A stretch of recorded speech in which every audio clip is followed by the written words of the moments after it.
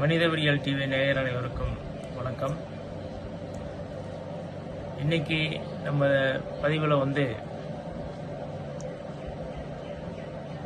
கள்ளச்சாராயம் கள்ளக்குறிச்சியில் நம்ம தொடர்ந்து செய்திகளில் பார்த்துட்ருக்கோம். இன்னைக்கு 60 பேருக்கு மேலேயே கள்ளச்சாராயத்தினால் இறந்துட்டாங்க.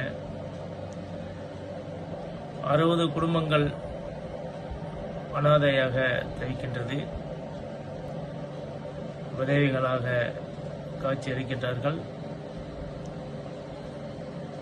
இது இன்னைக்கு தான் நடக்குதா? ஏன்னா எப்பயுமே பார்த்தீங்கன்னா ஏதாவது ஒரு பெரிய இன்சிடென்ட், மரணம் இந்த மாதிரி ஏதாவது நடக்கும்போது தான் அதை பற்றி நம்ம பேசுகிறோம். அது வரைக்கும் அதை நம்ம பேசுறது கிடையாது. எல்லாருக்கும் தெரியாமல் இந்த